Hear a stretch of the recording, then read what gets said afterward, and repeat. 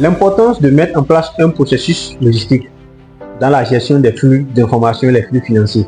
Alors, plus précisément, lorsque vous travaillez dans le secteur de la distribution de boissons, pour ceux qui en savent, c'est un secteur très complexe, comme je l'ai dit, et c'est un secteur dans lequel les écarts sont courants. Alors, pour éviter, mais pour limiter cette situation, je pense qu'il est préférable, recommandé, primordial même, de pouvoir mettre en place un processus.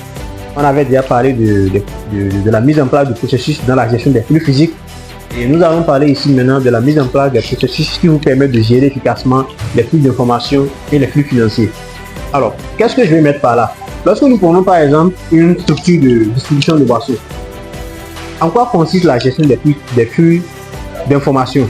Tout simplement, c'est qu'avant qu'on ne puisse préparer une commande, il doit y avoir en amont une commande qui a été lancée. Alors, la gestion des flux d'informations commence à partir de là. Qui reçoit les commandes? La gestion des commandes. Qui reçoit les commandes?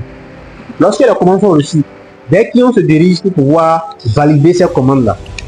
Lorsque vous ne mettez pas en place un processus qui vous permet de gérer les flux d'informations, vous allez constater que dans votre entrepôt, tout le monde peut venir se présenter et dire qu'il y a une commande.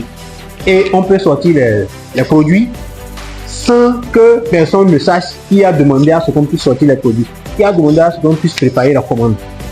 Je ne sais pas si vous comprenez un peu ce que je veux dire par là. Donc, dans votre entreprise, dans votre structure de gestion de dépôt de boissons, vous devez être en mesure de pouvoir cadrer cela.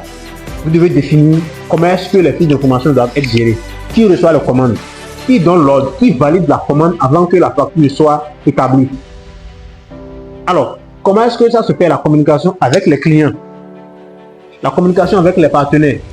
Surtout même encore lorsque vous êtes, vous avez la charge de la gestion de flotte automobile par exemple. Comment est-ce que ça se fait, l'ordonnancement des opérations?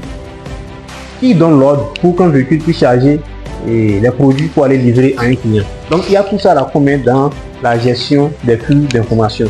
Et après maintenant, on va parler de la gestion des flux financiers.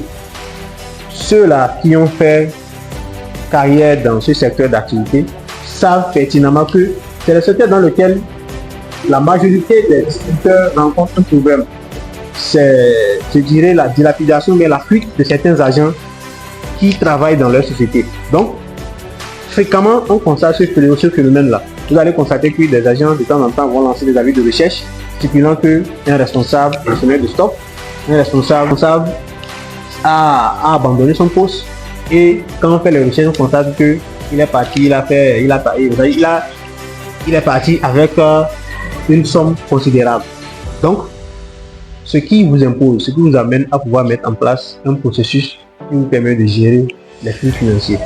Donc, dans le secteur d'activité de la distribution de boissons, il est très capital, mais il est très important pour vous de pouvoir mettre en place un processus de gestion de flux d'informations et de flux financiers.